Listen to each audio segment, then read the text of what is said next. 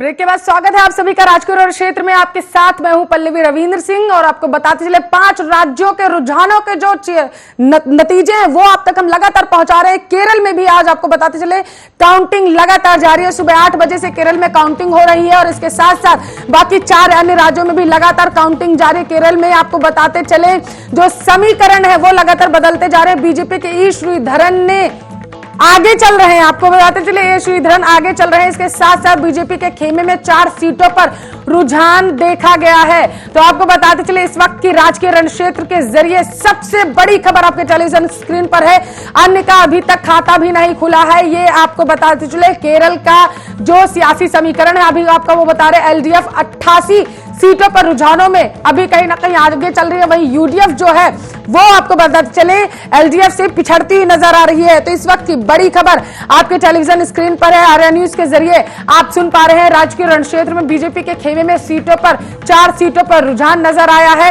LDF को आपको बताते चले 88 सीटें आती हुई नजर आ रही हैं, तो वहीं यूडीएफ 47 सीटों पर सिमटती हुई फिलहाल के लिए नजर आ रही है। तो आपको बताते चले केरल के साथ साथ आज अन्य 4 राज्यों में भी काउंटिंग लगातार जारी है। एक केंद्र शासित प्रदेश, 4 राज्य जहां पर आपको बताते चले 6 अप्रैल से मतदान की शुरुआत हुई थी और उसके बाद आज 2 मई वो महत्वपूर्ण दिन जब इन 5 राज्यों का जो इतिहास है वो इतिहास के पन्नों में दर्ज हो जाएगा। जो आज रुझानों के जरिए परिणामों में जो चीजें तब्दील हो पाएंगी वो दर्ज हो जाएगा कहीं ना कहीं। और क्या 1982 से जो परंपरा चली आ रही है केरल की कि आपको बताते चले वहां की सत्ता किसी अन्य पार्टी के हाथ में संपूर्ण तरीके से नहीं पहुंच पाई, क्या वो बदल जाएगा? ये भी अपने आप में देखने वाली बात होगी।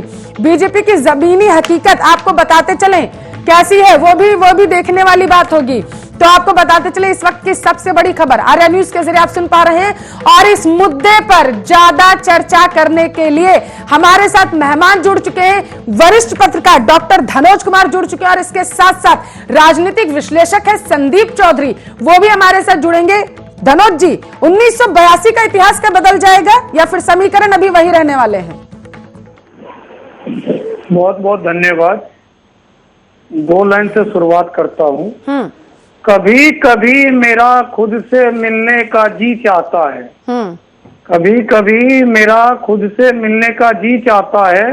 बहुत कुछ सुना है अपने बारे में, भोली भाली जनता भी वोट कराती है विकास के सहारे में। देखिए बात जब आप आज जो ट्रेंड चल रहा है जिस तरह से, क्योंकि अभी तो शुरुआती रुझान है, जैसे अभी का समय जो बता रहा है आपके घड़ी और मेरे घड़ी के अनुसार कि अभी 11:10 या 15 मिनट होने जा रहा है। बिल्कुल। तो इस टाइम अभी ज्यादा ज्यादा 1 राउंड या 2 राउंड या 3 राउंड काउंटिंग हुई होगी। पहले बैलेट पेपर की गिनती होती है, तो बैलेट पेपर की गिनती में जो रुझान है उसमें दिखाया जाता 100, 150 या 1500, 1000 से आगे है। लेकिन ये ट्रेंड जो अभी धीरे धीरे जैसे से काउंटिंग राउंड पल्लवी बढ़ता जाएगा वैसे वैसे जो है ट्रेंड भी चेंज होता जाएगा। लेकिन अभी 5 राज्यों के आप आकलन हमसे पूछेंगे तो जिसमें 5 राज्यों में चुनाव तो था लेकिन लगा सिर्फ बंगाल में चुनाव और कहीं की चर्चा ज्यादा नहीं हुई। सबसे ज्यादा चर्चा social media, print media, electronic media, even प्रचार प्रसार जिसमें भी देखिए पल्लवी तो सबसे ज्यादा बंगाल रहा, क्योंकि टीएमसी और बीजेपी की टक्कर रही और वहाँ जो लेफ्ट कांग्रेस और आईएसएफ का जो गठबंधन था वो सरकार बनाने के लिए गठबंधन नहीं था उनका बस ये था कि किस तरह से जो बीजेपी जिस तरह से वो हल्ला किया कि हम सरकार बना लेंगे तो उसको लगा कि किस तरह बीजेपी को रोके। यानी कांग्रेस, लेफ्ट और सेकुलर फ्रंट, डेमोक्रेटिक फ्रंट जो है उनकी जो दिलचस्पी रही वो टीएमसी सरकार बनाने में ही रही, क्योंकि सबको लगा कि केंद्र की बुराई जो है वो केंद्र की बुराई को लेकर ही बंगाल में हम करेंगे तो बीजेपी को रोकना। लेकिन जिस तरह से भी ट्रेंड चल रहा है, जिस तरह से शुरुआती रुझान में बीजेपी आगे, फिर टीएमसी आगे, फिर अभी थोड़े थोड़े देखेंगे। मैं अभी कई सुबह से ही मैं आकलन कर रहा हूँ तो मैं आपको जानकारी दे दूं कि अभी बीजेपी ने एक अपना नियम तोड़ा। बीजेपी में नियम था कि 75 साल से ऊपर वाले को कोई बड़ा पद या टिकट नहीं देना या लोकसभा, राज्यसभा, लेकिन इस बार उसको मेट्रोमैन को टिकट दिया और मेट्रोमैन साहब आगे जा रहे हैं।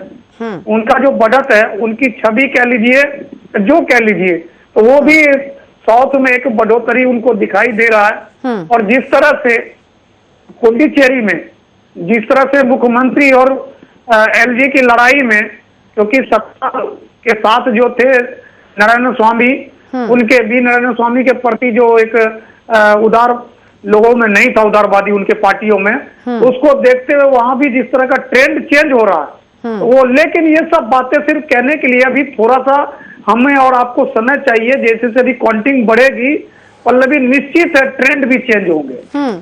ट्रेंड चेंज होगा, लेकिन ये हो पाएगा या नहीं? संदीप चौधरी जी राजनीतिक विश्लेषक हैं, वो भी हमारे साथ जुड़े हुए हैं। संदीप चौधरी जी, मसालों वाले प्रदेश में क्या छौंक लगाने में एक बार फिर से वाम दल सार्थक हो पाएंगे? बिल्कुल पल्लवी जी, जिस तरीके की चीजें निकल के सामने आ रही है, आप देख रहे हैं जिस तरीके का प्रचार मीडिया में किया गया, चाहे जिस तरीके से मेरे साथी ने बताया, एकदम बंगाल की कुछ और छवि बना के दिखाई गई, असम की कुछ और छवि बना के दिखाई गई, केरला और पुडुचेरी को पूरा बदलने की बात की गई, लेकिन हकीकत कुछ और थी और हकीकत आज की तारीख में आपके सामने आ रही है। और थोड़ा आप इंतजार कीजिए, पूरी पिक्चर आपके सामने क्लियर हो जाएगी। लेकिन क्या एक बार फिर से वामदल जो है वो वहां पर सरकार बना पाएंगे? सबसे बड़ा सवाल है, क्योंकि अगर ऐसा हो जाता तो 40 वर्षों का जो इतिहास था वो कहीं ना कहीं बदल जाएगा। संदीप जी, बिल्कुल इस बात में कोई दो राय नहीं है, वामदल अपनी सरकार बना सकते हैं और इतिहास से बदलने के लिए ही चीजें होती हैं। कई बार हमने देखा इतिहास बदलने में, दिल्ली में भी हमने इतिहास बदलता देखा और कई राज्यों में इस तरीके की चीजें आई। यूपी में किस तरीके से बीजेपी आई थी, हरियाणा में 3 सीटों से किस तरीके से, तो इतिहास कई बार बदले हैं, कोई नई चीज नहीं है और राजनीति में ये चीजें होती रहती हैं। और आज देखते हैं किस तरीके के परिणाम आते हैं और वो आखिरी नतीजे क्या आने देते हैं। आखिरी नतीजे क्या हो सकते हैं?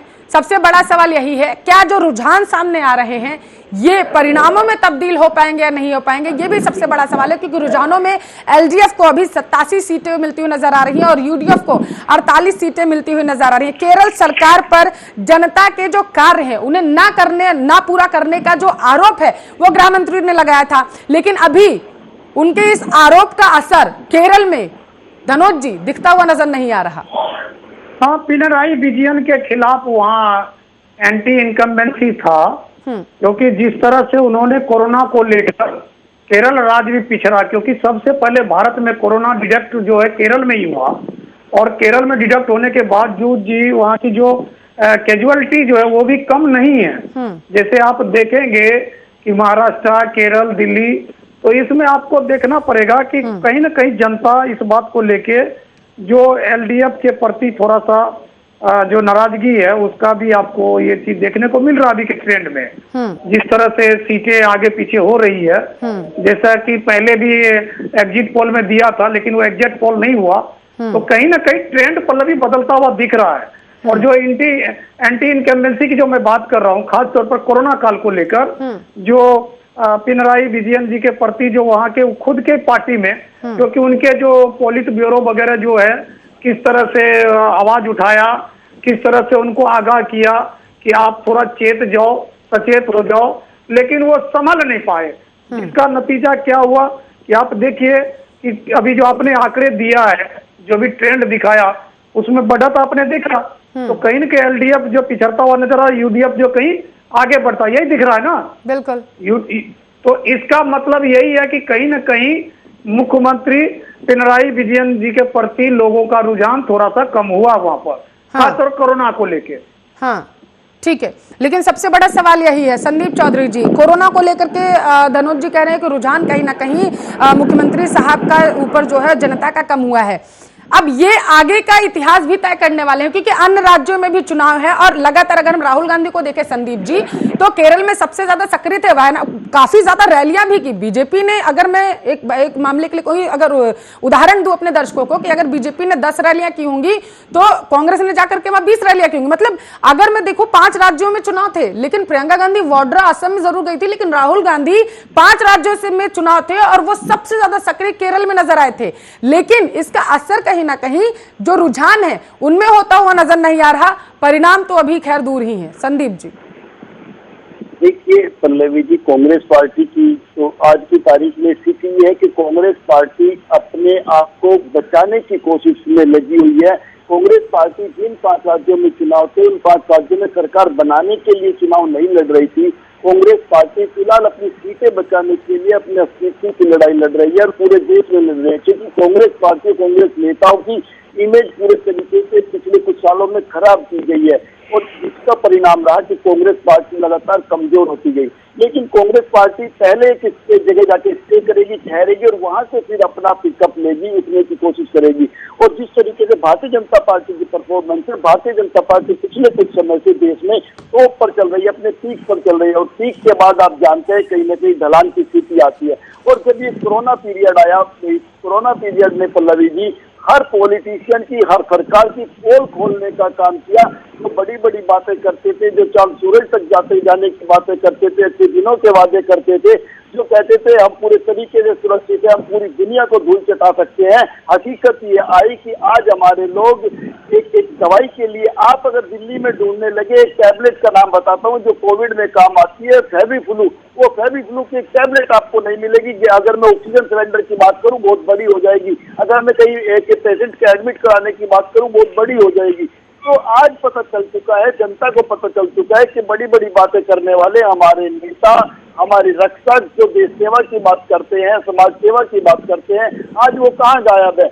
वोट के लिए वो पब्लिक के बीच में आकर सबसे पहले एक ही बात कहते हैं कि मैं देश सेवा करना चाहता हूँ, मैं समाज सेवा करना चाहता हूँ। लेकिन आज लोग मर रहे हैं, आज उन्हें कोई एक इंजेक्शन देने वाला नहीं है, आज उनकी कोई फाइनेंशियल सेवा करने वाला नहीं है। ये सबसे बड़ी सच्चाई है जो जनता के सामने आ चुकी है। संदीप जी, आपने कहा कि कांग्रेस सिर्फ और सिर्फ जो आईसीयू में चली गई थी, वो सिर्फ और सिर्फ अपने आप को उबारने का यहाँ पे काम कर रही थी। वो उसको उम्मीद नहीं थी कि वो किसी राज्य में भी जीत कर सामने आ सकती है, तो अभी सिर्फ वो अपनी साख बचाने की कोशिश कर रही थी। मैं आपसे ये समझना चाहती हूँ, जिस तरीके से कोरोना का आपने जिक्र किया, कोरोना महामारी आज अपने चरम पर है, पैर पसारती जा रही है लगातार। पश्चिम बंगाल भी इससे अछूता नहीं रहा।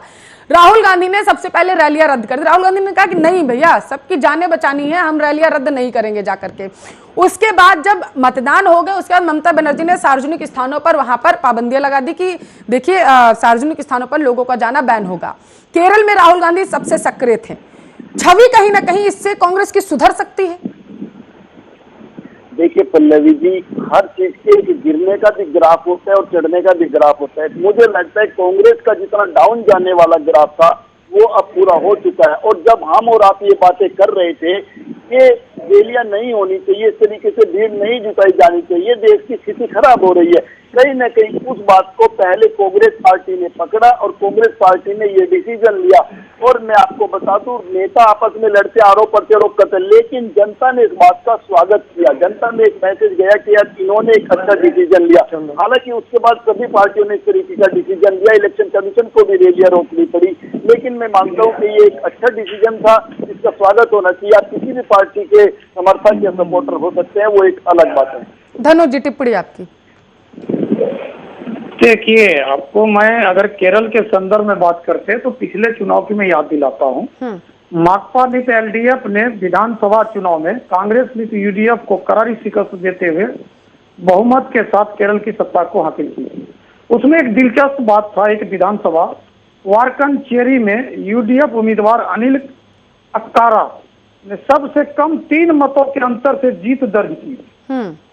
3 मतों से। तो इन सब चीजों को देखते हुए वाम लोकतांत्रिक मोर्चा एलडीएफ ने अपने दम पर 85 सीट जीती थी, जबकि 6 सीट पर समर्थन जिसको दिया था, समर्थित लोगों को जिताया था। लेकिन इस बार थोड़ा सा उलट हो गया। मैं ये कहना चाहता था, मैं अपने साथी संदीप जी को भी सुन रहा था, उन्होंने भी बहुत अच्छे से आपको बताने की कोशिश की कि देखिए कांग्रेस के विषय में अगर जब हम लोग बात करते हैं, कांग्रेस वहां सरकार बनाने के लिए चुनाव नहीं लड़ी। कांग्रेस जो है क्योंकि अभी जब लोकसभा में चुनाव हार गए राहुल गांधी जी, तो रुख किया वहां का और वहां वो जाके वहां से चुनाव जीतकर सदन में पहुंचे। तो वो अपने आप को, उनको लगा कि संजीवनी बूटी वही है, जो संजीवनी बूटी वाला पहाड़ उनको केरल में ही दिखाई दिया।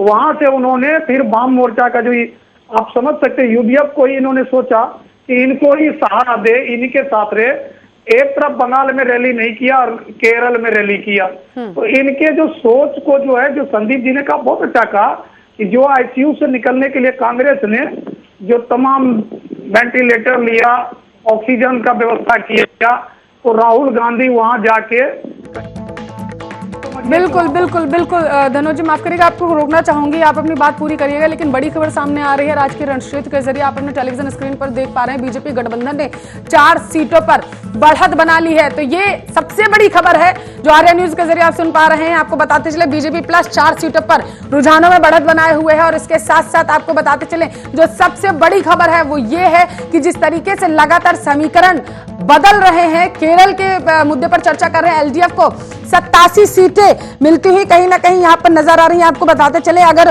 2016 के चुनाव की बात करें तो एलडीएफ को 83 सीटें मिली थी।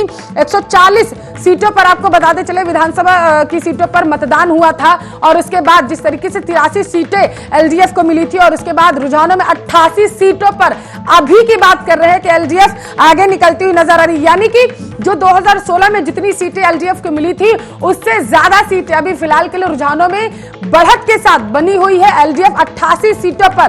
केरल से इस वक्त की बड़ी खबर आ रही है, इसके जरिए आप सुन पा रहे हैं। यूडीएफ आपको इसके साथ साथ बताते चले कि मात्र 48 सीटों पर बनी हुई है। आपको बताते चले कांग्रेस लीड जो यूडीएफ है वो 88, माफ करिएगा, जो यूडीएफ है वो लगातार उसके जो सियासी समीकरण है वो बदलते जा रहे हैं और 48 सीटों पर लगातार यूडीएफ बनी हुई है। और इसके साथ साथ एलडीएफ जो है वो 87 सीटों पर यहां पर बढ़त बनाए हुए है। सीपीएम के नेतृत्व वाली जो एलडीएफ है वो अभी भी बढ़त बनाए हुए है। हालांकि बीजेपी प्लस के लिए राहत की बात है कि कम से कम 4 सीटों पर वो बढ़त बनाती हुई नजर यहां पर जरूर आ रही है। धनोज जी, प्रतिक्रिया इस ब्रेकिंग की भी दीजिएगा और इसके साथ साथ अपनी बात पूरी करिए।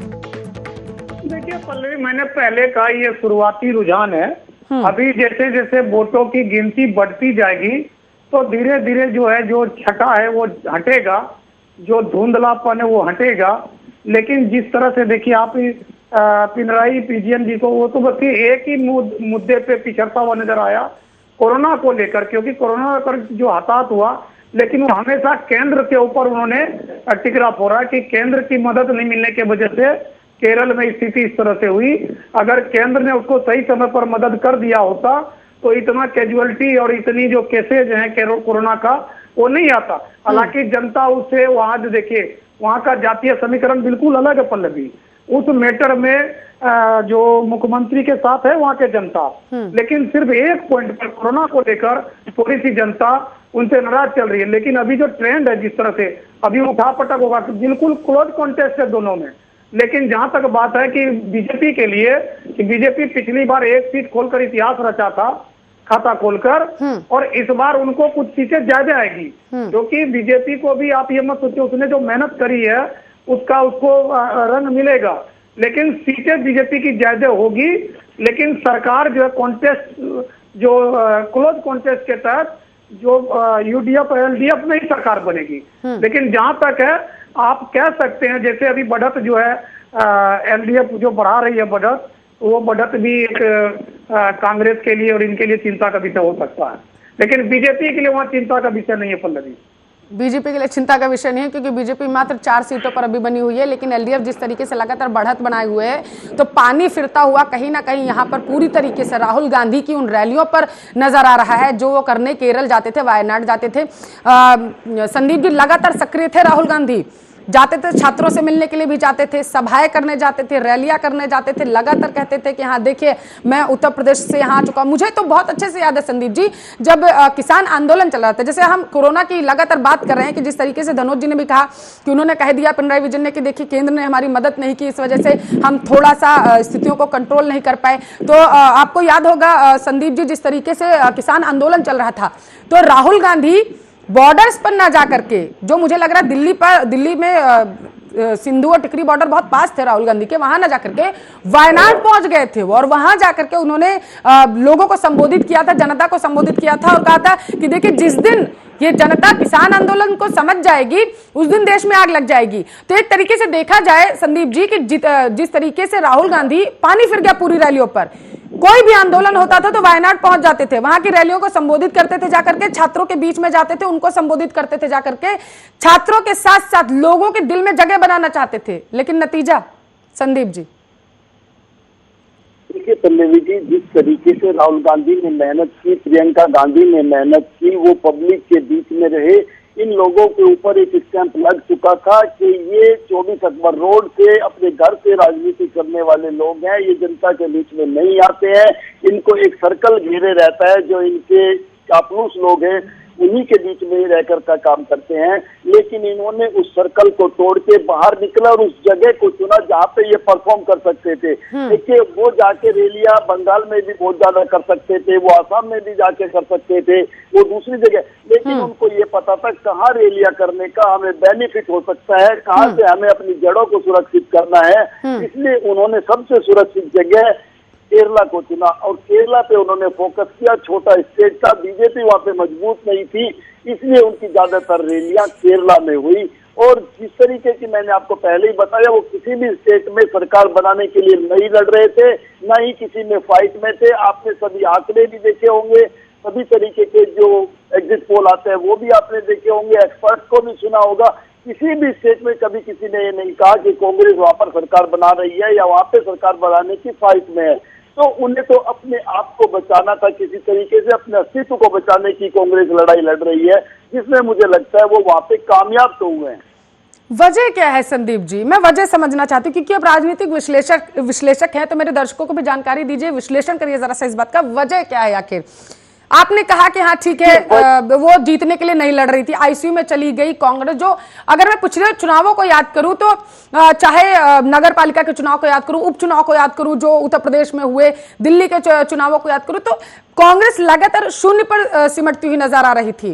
तो वो सिर्फ और सिर्फ अभी अपने आप को फिर से उसी दहलीज पर लाना चाहती है, अपनी जो छवि है उसे सिर्फ मेंटेन करना चाहती है, कहीं ना कहीं सारे राज्यों में सक्रिय होकर के उसके बाद फिर वो चुनावों को, राज्यों को जीतने के लिए सक्रिय होगी।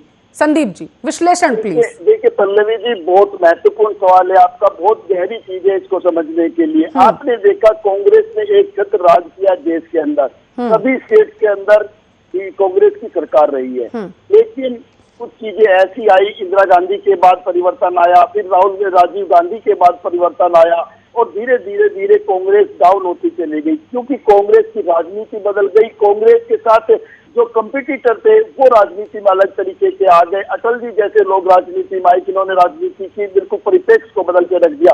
फिर मोदी जी आए, मोदी जी ने भारतीय राजनीति को बिल्कुल अलग मुकाम, अलग तरीके का बदलाव दिया और कांग्रेस अपने आप को वक्त के साथ उस तरीके से ढाल नहीं सकी, न उस तरीके से अपने संगठन को ढाल सकी, बना सकी, जिस तरीके की अपडेट होने की जरूरत थी कांग्रेस अपने आप को अपडेट नहीं कर पाई। कांग्रेस अपने पुराने ढर्रे पे चलती रही, वही नेहरू जी का नाम लेके चलती रही, इंदिरा जी का नाम लेके चलती रही और नतीजा ये आया कि कांग्रेस आज सिमट गई है। लेकिन आज की तारीख में राहुल गांधी और प्रियंका गांधी ने जिस तरीके से बागडोर अपने हाथ में ली है, तो उसके लिए अच्छा परफॉर्म करने के लिए जरूरी है आपको एक स्टेज पे ठहरना पड़ेगा। जब आपके अंदर ठहराव आ जाएगा उसके बाद आप परफॉर्म करेंगे। और सबसे बड़ी चीज राजनीति में ये होती है, आपके जीत के लिए जो आदमी मौजूदा सरकार में बैठा है, जब तक उसकी इमेज खराब नहीं, तब तक पब्लिक उसको परख नहीं लेगी, तब तक आपको मौका नहीं देगी। तो अभी जिस तरीके से पिछले कुछ समय से आपने देखा होगा, लोग कोरोना से मर रहे हैं, लोग ऑक्सीजन की कमी से मर रहे हैं, किसान धरने पे बैठे हैं, व्यापारियों का व्यापार डूब रहा है, इंडस्ट्रीज डूब रही है, तो ये चीजें कहीं न कहीं एक दिन मौजूदा सरकारों के लिए बूम बन जाएगी, नाराजगी का कारण बन जाएगी। और ऐसे में पब्लिक के इस चीज को कंपेयर करेगी कि कौन ठीक है कौन गलत है। ऐसे में अगर आप कहीं एक स्टेज पर ठहरे हुए हैं तो लोग आपको उस जगह देने की कोशिश करेंगे कि ये बेटर है या ये बेटर है। और जब चूज करने का मौका आएगा उस टाइम पब्लिक ये देखेगी कि कांग्रेस को मौका दिया जाना चाहिए या नहीं दिया जाना चाहिए। जिस तरीके से आपने हरियाणा में देखा होगा, भूपेंद्र सिंह हुड्डा का चेहरा बनाकर कांग्रेस चुनाव लड़ी, तो भूपेंद्र सिंह हुड्डा ने बीजेपी को पूरी टक्कर दी और बीजेपी को चौटाला के समर्थन से सरकार बनानी पड़ी। पंजाब के अंदर आप जाएंगे, अमरिंदर का चेहरा सामना करके कांग्रेस चुनाव लड़ी, तो अमरिंदर सिंह से लोगों को प्रॉब्लम नहीं थी, वहां पे सरकार बनाने का काम किया। इसी तरीके से कांग्रेस को अपनी इमेज सुधारनी पड़ेगी और अपनी अच्छी एक पॉलिसी पब्लिक के सामने लेके आनी पड़ेगी कि जो गलतियां पहले हुई हम उनको सुधारेंगे और मौजूदा सरकारों से अच्छा कुछ करके देंगे, तब जाके कहीं कांग्रेस इंप्रूव कर सकती है। बिल्कुल संदीप जी, आपने हरियाणा का जिक्र किया, दुष्यंत चौटाला, वो भी देखने वाली बात थी कि किस तरीके से मात्र 1 साल पुरानी पार्टी ने मजबूर कर दिया नेशनल पार्टियों को, दिग्गज पार्टियों को ये करने पे, किंगमेकर की भूमिका पे वहां पर दुष्यंत चौटाला आ गए। तो उन्होंने कह दिया कि नहीं भैया, जब तक हमारा समर्थन नहीं होगा आप सरकार बना ही नहीं सकते। और किस तरीके से उन्होंने मजबूर कर दिया डिप्टी सीएम का पद देने के लिए बीजेपी को, ये भी देखने वाली बात थी। लेकिन धनोज जी, संदीप जी ने जिस तरीके से कहा कि देखिए वहां पर कांग्रेस जो है वो एक तरीके से अब सक्रिय हो चुकी है और उनकी कुछ कमियां रह गई थी कि जिस तरीके से वो अब उभर ही नहीं पा रहे थे, लेकिन क्योंकि वो पीछे नेहरू जी के नाम को, गांधी परिवार के नाम को ही लेकर के आगे चल रहे थे। लेकिन अब सबसे बड़ा सवाल ये है धनोज जी कि अब पछताए होत का जब चिड़िया चुग गई खेत, अब तो बहुत मेहनत करनी पड़ेगी, सालों लग सकते हैं अपनी छवि सुधारने के लिए। देखिए पल्लवी, कांग्रेस के जो शीर्ष लीडर है, आला कमान है, उसमें तो पहले दो चीज को उनको कमांड करने की बहुत जरूरी है। उनके जितने भी सीनियर नेता है जिन्होंने कांग्रेस में अपने बचपन, जवानी और बुढ़ापा खपा दिया, ऐसे नेताओं को बुढ़ापा में प्रताड़ित करने का, जैसे गुलाम नबी आजाद हो गए, आनंद शर्मा हो गए, मैंने आप मैं G20 की बात कर रहा हूँ, G23 की बात कर रहा हूँ। इन तमाम नेता जिन्होंने अपने खून पसीना से कांग्रेस को बनाने का काम किया, ऐसे लोगों को जब मान सम्मान कांग्रेस नहीं दे रही तो जनता भी सोचती है। और एक बात मैं आपको लेके चलता हूँ, जब नरेंद्र मोदी की सरकार थी गुजरात में और कांग्रेस की सरकार थी मतलब केंद्र में, तो सबसे ज्यादा प्रताड़ित गुजरात को किया था। तो उस टाइम कांग्रेस को लगा ही नहीं था कि कभी ऐसा भी वक्त आएगा जिनको हम प्रताड़ित कर रहे हैं वही मुझे प्रताड़ित का 10 गुना बदला लेगा। आज नतीजा वही है। आज नरेंद्र मोदी, अमित शाह, क्योंकि अमित शाह को अचानक कहा जाता, उन्होंने कहा है कि कांग्रेस मुक्त सरकार, कांग्रेस मुक्त भारत। तो इस कांग्रेस मुक्त अभियान में बीजेपी 80% सफल होता हुआ दिखाई दिया। अभी आप मान लीजिए केरला की बात करते, केरला में जिस तरह की संभावनाएं थी कि कांग्रेस जो मेहनत कर रही तो लगता है कि सरकार बन जाएगी, लेकिन अभी ये ट्रेंड है, ये बदलता हुआ। मैंने कहा ना, एक ही पॉइंट में फिर से वही बात को दोहराता हूँ कि बीजेपी के प्रति, एलडीएफ के प्रति सिर्फ लोगों में एक ही बात का गुस्सा था कि जब आपको पहला केस मिला और कुछ बातें को कमांड करने की जरूरत थी तो आपने केंद्र पे टिकरा फोड़ दिया। तो वहां दूसरी बात, जब बीजेपी ने अपनी रणनीति में चेंज लिया, बीजेपी ने कहा कि हमको 75 साल से ऊपर वाले को हम नहीं देंगे टिकट, लेकिन उन्होंने अपने नियम को ब्रेक किया और मेट्रो मैन श्रीधरन साहब को दिया। और वो देखिए, वो बीजेपी के अनुकूल, देखिए आज जो वहाँ सीटें बढ़ती हुई मिल रही है बीजेपी की, तो उसका कहीं ना कहीं मेट्रो मैन को श्रेय जाता है, क्योंकि मेट्रो मैन का एक छवि रहा, क्योंकि उन्होंने जहां जहां भी काम किया वहां डेवलपमेंट का काम किया। तो केरल में एक संदेश गया कि श्रीधरन जी के आने से विकास का जो एक स्वर ऊपर उठेगा, यानी आवाजें ऊपर आएगी और डेवलपमेंट होगा। क्योंकि जिस तरह से सबसे ज्यादा आप देखिए केरल में ही साक्षरता दर जो सबसे ज्यादा भारत का, लेकिन जब आप विकास की बात देखेंगे, डेवलपमेंट की बात देखेंगे, क्योंकि वो जिस तरह से घिरा हुआ है पानियों से, तो आप देखिए वहां पर यातायात में डिस्टरबेंस है। वहां मान लीजिए कोई इमरजेंसी हो गया तो रात को हॉस्पिटल नहीं जा पाएगा क्योंकि नाव का उतना व्यवस्था नहीं है। तो कहीं ना कहीं जो बहुत सारे सुदूर इलाका है वो इलाके, और जिस तरह से अभी 2-3 त्रासदी वहां भी हुआ उसको लेके, और बहुत सारे कैजुअलिटी हुई है कोरोना को लेके, क्योंकि लॉकडाउन में जो खबरें आ रही थी, पिछली लॉकडाउन की बात कर रहा हूँ, बहुत ज्यादा कैजुअलिटी और ज्यादा वहाँ पीड़ित लोग।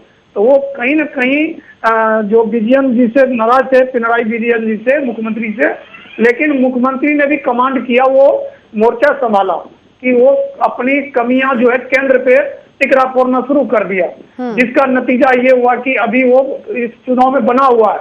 नहीं तो जिस तरह से आकलन था सोशल मीडिया पे, प्रिंट मीडिया पे, इलेक्ट्रॉनिक मीडिया पे चुनाव के दरमियान में, और जिस तरह से राहुल गांधी प्रचार करने गए, जिस तरह से भीड़ होनी चाहिए, ऐसा कुछ नहीं रहा। क्योंकि राहुल गांधी कहीं मछली बनाना सीख रहा है, कहीं मछली पकड़ना सीख रहा है, कहीं पुशअप करना सीख रहा है। देखिए लीडर को लीडर बन के रहना चाहिए। थोड़ी सी कांग्रेस में थोड़ी सी तजुर्बा लानी पड़ेगी, क्योंकि अभी जो भी उनको सीटें मिल रही है या जितना वोट प्रतिशत मिल रहा तो वो इंदिरा गांधी की वजह से मिल रहा, क्योंकि इंदिरा गांधी एक ऐसा लीडर रही है जो साउथ को पकड़ के रही और उस साउथ पे ज्यादा काम की। आज उसी का नतीजा है कि सोनिया गांधी भी जब चुनाव लड़ी थी तो वहां से जीत गई। बेलारी ले लीजिए, जो भी मैं कहना चाहता हूँ आप मेरी भाव को समझिए, लेकिन राहुल गांधी का कोई प्रकोप या कोई प्रभाव इन दोनों के बीच में अगर संतुलन करूं, मैं विश्लेषण करूं, तो राहुल गांधी के जाने से फायदे की जगह नुकसान ही हो जाता है। हाँ, मैं थोड़ा सा प्रियंका गांधी का जरूर पैरवी कर दूंगा, क्योंकि प्रियंका गांधी में लोग छवि देखता है इंदिरा गांधी का, क्योंकि आज भी जो पुराने बुजुर्ग हैं, जो कांग्रेसी लोग हैं, जो इधर उधर हो गए, जो समाजवादी कांग्रेसी यानी अपने आप को जो इधर उधर भटक रहे हैं, वो लोग आज भी आंखें फैलाए देख रहा है 10 जनपद की ओर कि कब नेतृत्व परिवर्तन हो, कब प्रियंका गांधी को लाया जाए। क्योंकि राहुल गांधी की छवि आज हमारे देश में जिस तरह से हो गया, जिस तरह उनको जो नाम दिया गया, जिस तरह वो बोलते बोलते कुछ और बोलने लगते हैं, तो इन सबों से राहुल गांधी तो बेड़ा पार कांग्रेस का नहीं लगा पाएगा। ये बात अलग है कि कांग्रेस का लीडर राहुल गांधी का गुणगान करे, वो बात अलग है। संदीप जी, टिप्पणी चाहूंगी मैं इस पूरे मामले पर आपकी, क्योंकि लगातार आपने भी कहा था कि गांधी परिवार का जो नाम था उसी को लेकर के जो कांग्रेस है वो आगे चलती हुई नजर आ रही थी। तो जैसा कि धनोज जी ने भी कहा, क्योंकि वरिष्ठ पत्रकार हैं, वो पैनी नजर रहती है उनकी सारी राजनीतिक पार्टियों पर और खबरों पर भी। अब जिस तरीके से केरल में लगातार मैं अपने दर्शकों को भी जानकारी दे रही हूँ कि लगातार एलडीएफ जो है अब वो बताते चले 89 सीटों पर आगे चल रही है। सबसे बड़ा सवाल संदीप जी ये है, कांग्रेस की जो ये हालत हुई है, आपकी नजरों से ऐसा क्यों हुआ है? क्या, जैसा कि धनोज जी ने कहा और जैसा कि सभी विश्लेषक ये कहते रहते हैं कि किसी नए चेहरे को आगे लाने से कांग्रेस हमेशा डरती रही। भले ही आज राहुल गांधी को आगे लाना चाहते हैं या फिर प्रियंका गांधी वाड्रा को आगे लाना चाहते हैं, लेकिन जब भी बात होती है अन्य चेहरों की, आप ज्योतिरादित्य सिंधिया की बात कर लीजिए, आप राजस्थान चले जाइए, तो नया चेहरा मतलब पुराने चेहरों पर कांग्रेस खेलने की कोशिश करती है। नए चेहरे से आखिर डरती क्यों है? देखिए मैडम, जैसे मैंने पहले भी बताया और मनोज जी ने भी बताया कि इंदिरा गांधी जैसे लोग थे। सबसे पहले तो कांग्रेस का पतन वहां से होना शुरू हो गया। आप ये देखिए, इंदिरा गांधी एक ऐसी लीडर थी जिसने एक दूसरे धर्म के व्यक्ति से शादी की, लेकिन हिंदुस्तान के अंदर एक व्यक्ति ऐसा नहीं था जो इंदिरा गांधी की तरफ उंगली उठा सके या इंदिरा गांधी को अलग नाम से कुछ तो मुसलमान कह सके या कुछ कह सके। किसी की हिम्मत नहीं थी और ब्राह्मण समाज उनको देश से निकाल देता अगर कोई इंदिरा गांधी की तरफ इस तरीके की उंगली उठाता। लेकिन राहुल गांधी ने अपने समाज को भी बचाने का काम नहीं किया, खुद को भी बचाने का काम नहीं किया। इस तरीके की सोच में बिल्कुल कामयाबी नहीं है राजनीति की। राजनीति में आपके अंदर ईगो भी होनी चाहिए, आपको हर्ट होने वाली बात से हर्ट भी होना चाहिए, आपको उसका डट के मुकाबला भी करना चाहिए, चाहे आप कोर्ट में जाएंगे, चाहे आप अपना स्टेटमेंट के जरिए अपना जो नाराजगी है वो जाहिर करेंगे। लेकिन राहुल गांधी को आपने पता भी नहीं चला कब एक पंडित नेहरू का परिवार कब मुस्लिम बना दिया गया और वो उन चीजों को सहता रहा। तो इन चीजों से कहीं न कहीं कांग्रेस की, राहुल गांधी की इमेज खराब होती गई। और जब आप कोई चीज सुनने की आदत डाल देते हैं तो हमें भी ये लगने लगा, पब्लिक को ये लगने लगा कि ये पंडित नहीं है, ये मुसलमान है। तो ऐसे अनेक उदाहरण हैं जिनमें कहीं न कहीं गांधी परिवार या कहिए राहुल गांधी कामयाब नहीं हुए और इन चीजों का नुकसान भी कांग्रेस पार्टी को उठाना पड़ा। ठीक है धनोज जी, जैसा 40 साल से चलता आ रहा था, 1982 से चलता आ रहा था, एक बार फिर से वही चीजें कहीं ना कहीं चलती हुई नजर आ रही हैं। और एक बार फिर से जो केरल का इतिहास रहा है कि केरल की जनता किसी और दल को अपने क्षेत्र में देख ही नहीं सकती। 40 साल से जो शासन था वही चीजें चलती आ रही हैं। क्या इतिहास बदलेगा या फिर जो इतिहास था वही रह जाएगा? धनोज जी। नहीं, देखिए, मैं कांग्रेस के संदर्भ में एक बात कर दूं। बिल्कुल, कांग्रेस को अपनी गठबंधन वाली नीति में बदलाव लानी पड़ेगी। कांग्रेस को एकला चलना पड़ेगा। अगर कांग्रेस के शीर्ष नेतृत्व इस बात को समझ ले तो देखिए, अभी हर जगह उसको नुकसान हो रहा। बिहार का ले लीजिए, बिहार में कई सीटों पर लड़े, 92 पर आया कितना। तो आप देखिए, कहने का मतलब है कि वो उसको उसके कार्यकर्ता, जो पुराने कार्यकर्ता, जो कर्मठ कार्यकर्ता, जो कांग्रेस सेवा दल के लोग, क्योंकि हम लोग देखते आ रहे थे पहले जब कांग्रेस का चुनाव होता था तो कांग्रेस सेवा दल के लोग घर घर जाकर प्रचार करते थे कि देश में हम ये किए, देश में बताते थे ईंट पत्थर ये वो क्या क्या नहीं किया वो तो बताते। लेकिन अब वो ग्राफ गिर चुका है। उसके पीछे कहीं ना कहीं कांग्रेस के शीर्ष नेतृत्व में जो तनाव है, उस तनाव का असर कांग्रेस के कार्यकर्ताओं पर है। और जो कांग्रेस के जितने भी सलाहकार वो जो देता गठबंधन की सलाह, उसमें कांग्रेस को नुकसान होता है। यूपी का चुनाव ले ले आप, क्या आप कहीं का भी चुनाव उठाकर आप देख ले, जहां जहां उन्होंने गठबंधन किया वहां कांग्रेस को नुकसान हुआ। अभी कांग्रेस के संदर्भ में मैं इतना ही कहना चाहूंगा पल्लवी कि कांग्रेस को एक बार मंथन करने की जरूरत है। उसको अपने बलबूते, अपनी ताकत, जैसे मान लीजिए WWF का जो पहलवान होता है वो अपने ताकत से लड़ता है, क्या कितना ही चोट क्यों न लगे, अंत समय तक भी उसको आशा रहता है कि हम इसको हरा देंगे। लेकिन जैसे वो इधर उधर देखने लगता है कि दूसरा खिलाड़ी तो नहीं आ रहा, तो उसकी हार निश्चित हो जाती। तो उसी तरह कांग्रेस के लिए कांग्रेस को अपना वजूद तलाशने की जरूरत है, अकेले लड़ने की जरूरत है। भूल जाए वो, अभी कांग्रेस सिर्फ संगठन के लिए लड़े, कांग्रेस पार्टी के लिए लड़े, सत्ता के लिए न लड़े। अगर वो किसी भी अब नेक्स्ट कोई भी चुनाव हो तो मैं भी उनको एक मुफ्त में सुझाव दे रहा हूँ कि कांग्रेस को, एक पत्रकार होने के नाते, कि कांग्रेस को अपने कार्यकर्ताओं को इकट्ठा करने की जरूरत है। क्योंकि बहुत सारे ऐसे आज भी लोग हैं जिनकी निगाहें कांग्रेस की तरफ है, लेकिन कांग्रेस का जो नेतृत्व है वो अपनी चीजों को सुलझा नहीं पाते, जिसका नतीजा ये हो जाता है। पैरेलल लीडर रखना चाहिए। राहुल गांधी के पैरेलल भी एक लीडर, देखिए जब राजस्थान की बात आती है तो सचिन पायलट को आगे नहीं बढ़ाया जाता, जब मध्य प्रदेश की बात आता है तो ज्योतिरादित्य सिंधिया को आगे नहीं बढ़ाया जाता, जिसका खामियाजा उसको भुगतना पड़ा। वहां सरकार नहीं हुई, कितना बड़ा नुकसान हुआ। मान लीजिए चलती फिरती सरकार उसकी चली गई और फिर चुनाव हुआ तो चुनाव में बीजेपी की सरकार आ गई। कहने का मतलब मेरा ये है कि कांग्रेस को सोचने की जरूरत है, गठबंधन के फेर से इसको बाहर निकलने की जरूरत है। अपनी ताकत की बहुत पुरानी पार्टी है और जिस तरह से इंदिरा गांधी ने हर लय में अपने आप को महफूज रखते हुए लोगों तक जुड़ने की कोशिश की, उसी तरह इनको करना पड़ेगा। आत्ममंथन की कहीं ना कहीं आप कहना चाहते हैं कि कांग्रेस को बेहद जरूरत है कि वो आत्ममंथन करे कहीं ना कहीं। संदीप जी, मैं आपके पास आना चाहूंगी, क्या लगता है आपको बीजेपी को, जैसे धनुष जी ने भी कहा पहले 1 सीट मिली थी लेकिन अभी जो है वो 4+ रुझान है फिलहाल के लिए अभी तो ये, लेकिन कहीं ना कहीं राहत की सांस क्या यूडीएफ और बीजेपी दोनों को दे सकते हैं? क्योंकि अभी अगर हम बात करें तो बीजेपी को 4 सीटें फिलहाल के लिए रुझानों में मिलती हुई संदीप जी नजर आ रही है, और इसके साथ साथ यूडीएफ जो है क्या वो दूसरा सबसे बड़ा दल बन के उभर सकता है केरल में? संदीप जी। जी बिल्कुल बिल्कुल, इसमें कोई दो राय नहीं है कि केरल में कहीं न कहीं भारतीय जनता पार्टी अपने पैर जमाने में कामयाब हुई है और भारतीय जनता पार्टी की जो काम करने का तरीका है वो डिफरेंट है। अगर इस बार इन्होंने वहां पे अपने पैर जमा लिए और ये जो 3-4 सीटों की आज हम बात कर रहे हैं, 4-5 भी हो सकती है, 6 भी हो सकती है, लेकिन एक बार पैर जमा लिए तो मैंने भारतीय जनता पार्टी की वो परफॉर्मेंस देखी है। मैं गवाह हूँ उस चीज का, जब 3 सीटों से इन्होंने सरकार भी बनाई है। हरियाणा के अंदर 3 विधायक होते थे जब सरकार बनाई थी, तो इस बात में कोई दो राय नहीं कि बीजेपी एक ऐसी पार्टी है जो नीचे से जम करके सत्ता तक पहुंच सकती है। और आप बंगाल में देख लीजिए, बंगाल में जिस तरीके की परफॉर्मेंस है और माहौल इस तरीके का बना दिया था कि लोग सोच नहीं सकते थे कि वहाँ पे ममता जी की सरकार आएगी। बहुत कम चुनिंदा लोग ऐसे थे जो रूट लेवल पर गए हुए थे, जिनको पहचान थी, वो ये कह सकते थे कि वो भी ये कहते थे कि ममता जी की और बीजेपी की टक्कर है। लेकिन बीजेपी को मालूम है माहौल कैसे बनाना है और वो माहौल बनाने से भी चुनाव जीत जाते हैं, अपनी सीटों की संख्या बढ़ा देते हैं। लेकिन संदीप जी, हम यहाँ पर वाम दलों की बात करेंगे। अब देखिए, केरल पहला ऐसा राज्य था जहां पर उन लोगों ने सबसे पहले सरकार बनाई थी और उसके बाद वही एक इकलौता राज्य बचा हुआ है जहां पर अभी सत्ता में वो लोग बैठे हुए हैं। क्या लगता है आपको, बने रहेंगे या एक इकलौता राज्य जो है वो भी गवा देंगे? हालांकि चलिए, रुझानों में तो खैर आगे चलते हुए अभी नजर ही आ रहे हैं, लेकिन क्योंकि ये रुझान है संदीप जी, परिणाम क्या होंगे वो देखने वाली बात होगी।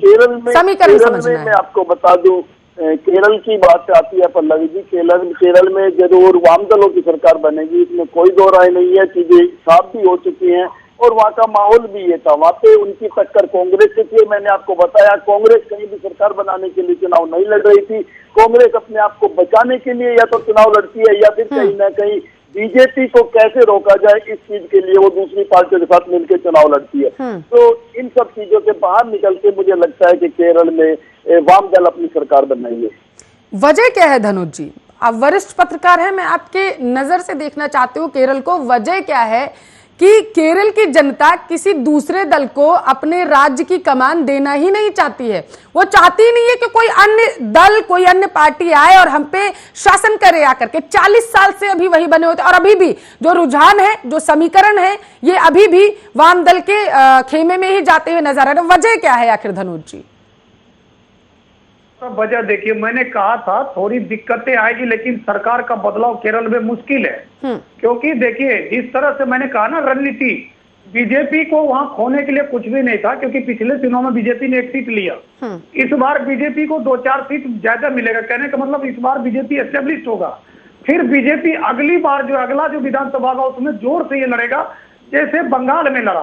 तो मैं आपको यह कहना चाहता हूँ, जो आप हमसे पूछ रहे बार बार कि ये जो पिनराई विजयन जी के प्रति लोगों में जो मुख्यमंत्री कष्ट नहीं था, थोड़ा सा कष्ट था कोरोना को लेकर, लेकिन सत्ता को लेकर वो कष्ट नहीं, क्योंकि वहाँ का जो संरचना है, वहाँ का जो एनवायरमेंट है केरल का, वो थोड़ा सा एनवायरमेंट जो है लोगों को मजबूर, खासतौर पर वहाँ पढ़े लिखे लोग हैं, समझने वाले लोग। 27% जो मुस्लिम वर्ग है वो सब के सब, मैं आपको बता दूं, वो पहले कांग्रेस के हुआ करते थे, लेकिन धीरे धीरे वो छिटक कर वाम दल के हो गए। कांग्रेस वहां सेंधमारी नहीं कर पाई। अगर कांग्रेस उस 27% में सेंधमारी कर लेती पल्लवी, तो अभी आंकड़े आपके स्क्रीन में बदले हुए होते, और वहां पर उन्होंने 27% पर जो वाम दल ने बहुत नजर गड़ा के रखा, बहुत ही भाईचारा का प्यार दिखाया, जिसका नतीजा ये हुआ कि उन्होंने पिनराई विजयन को ही अपना साथी समझा, अपना रहबर समझा, और जिसका नतीजा है कि आप देखेंगे, हो सकता है मैं आपको बता दूं कि इसकी सीटें भी बढ़ जाए। तो कहने का मतलब उतार चढ़ाव तो दिखाई देगा आपको, लेकिन कुछ बातें जो कांग्रेस को लेके, कांग्रेस बीजेपी को रोकने के चक्कर में यह नहीं देखता है कि कहां उन किससे लड़ना चाहिए, उसका खामियाजा उन कांग्रेस को ही भुगतना पड़ता है। तो जो पिनराई विजयन है उनको ज्यादा नुकसान नहीं होगा, क्योंकि मैं पहले भी कई जगह बोल चुका हूं, मैं अपने लेखनी में भी कह चुका हूं कि वो थोड़ा दिक्कत होगी उसको, लेकिन वो सरवाइव कर जाएगा। दूरदर्शिता की कमी है कांग्रेस के अंदर कहीं ना कहीं। संदीप जी, जैसा धनोज जी ने कहा, दूरदर्शिता की कमी है, क्योंकि ये नहीं समझ पाते कि कहां पर किससे लड़ना है। मैंने पहले भी जिक्र किया, क्योंकि अब धनोज जी ने कहा है तो दोबारा से अपने दर्शकों को भी बता दूं, और मैं समझना भी चाहती हूँ। हाँ, क्योंकि दूरदर्शिता की कमी कांग्रेस के अंदर रहती है। वहां पर जैसा धनोज जी ने कहा 27% मुस्लिम है और उन्हें टारगेट करना चाहिए था उनको, और कहीं ना कहीं वामदल की जो सरकार थी उसे कमजोर करने की कोशिश करनी चाहिए थी। लेकिन लगातार राहुल गांधी ने अपनी रैलियों में, और आप जब चुनाव प्रचार के लिए जब भी जाते थे, छात्रों के बीच जाते थे, तो सिर्फ और सिर्फ आरोप जो लगाया संदीप जी, वो सिर्फ और सिर्फ बीजेपी पर लगाया। दूरदर्शिता की कमी रही। देखिए पल्लवी जी, मैं ये नहीं कहूंगा कि दूरदर्शिता की कमी रही या कांग्रेस के पास दूरदर्शिता नहीं है, बल्कि मैं ये कहूंगा कि कांग्रेस के पास लीडरशिप की भी कमी नहीं है और दूरदर्शिता की भी कमी नहीं है, बल्कि दूसरी पार्टियों को भी आज की तारीख में कांग्रेस के ही लीडर चला रहे हैं, क्योंकि कांग्रेस ने सभी पार्टियों में अपने लीडर भेज रखे हैं। दूसरी कांग्रेस के आए हुए लीडर थी दूसरी पार्टियों में, आज की तारीख में मंत्री और विधायक और सांसद हैं। लेकिन हाँ, कांग्रेस की जो आप उसको कमजोरी कह लीजिए या मजबूरी कह लीजिए, कांग्रेस की ये है कि उसकी सरकार नहीं बन सकती और वो बीजेपी की सरकार को रोकना चाहते हैं। इसी वजह से दूसरे दल, चाहे वाम दल हो चाहे दूसरे क्षेत्रीय दल हो, वो लगातार मजबूत होते गए और इसका खामियाजा लगातार कांग्रेस पार्टी को उठाना पड़ा। इस तरीके से अभी मेरे साथी ने कहा था कि कांग्रेस को अकेला चलो वाली नीति पे आना पड़ेगा। हाँ, कांग्रेस अगर अकेले चलने वाली नीति पाएगी, अपनी अच्छी पॉलिसी लेकर के आएगी, उसके कार्यकर्ता मेहनत करेंगे, तो टाइम लग सकता है, लेकिन वो पार्टी लगातार खड़ी होती जाएगी जब तक वो दूसरे क्षेत्रीय दलों के कंधों पर चलने की कोशिश करेगी या उनकी बैसाखी लेकर चलने की कोशिश करेगी, तो धीरे धीरे धीरे धीरे कांग्रेस पार्टी सिमटती चली जाएगी और जो क्षेत्रीय दल है वो उसकी जगह ले लेंगे। और आप किसी भी स्टेट में जाकर देख लीजिए, चाहे आप बिहार की बात कर लीजिए, चाहे आप उत्तर प्रदेश की बात कर लीजिए, आप महाराष्ट्र की बात कर लीजिए, जहाँ भी ये क्षेत्रीय दल मजबूत हुए हैं, वो क्षेत्रीय दल कांग्रेस के कमजोर होने की वजह से मजबूत हुए हैं। धनोज जी, टिप्पणी आपकी मैं चाहूंगी।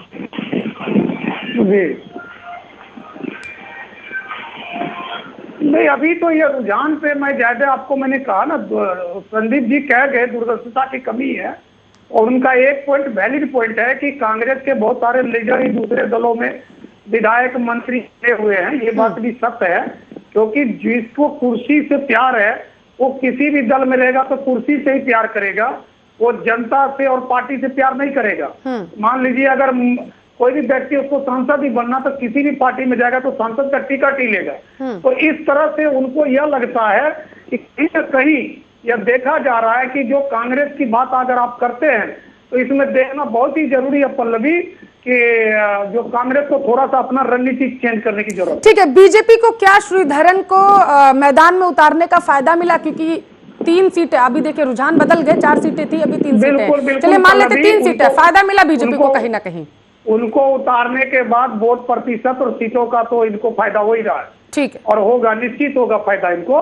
मैंने पहले कहा बीजेपी को वहां खोने के लिए कुछ भी नहीं था, पाने के लिए बहुत कुछ था और उन्होंने पाने की कोशिश की बीजेपी ने। ठीक है, ठीक है, बहुत बहुत शुक्रिया। डॉक्टर धनोज कुमार, वरिष्ठ पत्रकार, संदीप चौधरी, राजनीतिक विश्लेषक, हमारे साथ जुड़े हुए थे इस मुद्दे पर चर्चा करने के लिए। लगातार पल पल के अपडेट 5 राज्यों से हम आप तक पहुंचा रहे हैं। केरल के समीकरण लगातार बदलते जा रहे हैं। एक बार फिर से जो 1982 से इतिहास बना हुआ था केरल में, यानी कि 40 साल से जो वामदल के एक ही राज्य, पूरे देश में सिर्फ एक ही राज्य में वामदलों की जो सरकार है वो आपको बताते चले केरल में है। और कहीं ना कहीं अब जो समीकरण सामने निकल के आ रहे हैं वो ये है, क्योंकि रुझान जो है वो परिणामों में भी परिवर्तित होना शुरू हो चुके हैं, क्योंकि आपको बताते चले लगभग 12 बजने वाला है और अब जो समीकरण आ रहे हैं वो ये है कि 89 सीटें कहीं ना कहीं आपको बताते चले सीधे तौर पर केरल में एलडीएफ को मिलती हुई नजर आ रही हैं। और अगर ऐसा होता है तो आपको बता दें सीधे तौर पर वहां पर, क्योंकि 71 सीटें चाहिए सरकार बनाने के लिए केरल में, और अगर ये जो रुझान सामने आए हैं अगर ये हो जाता है तो केरल में एक बार फिर से वाम दलों की सरकार बनना तय है।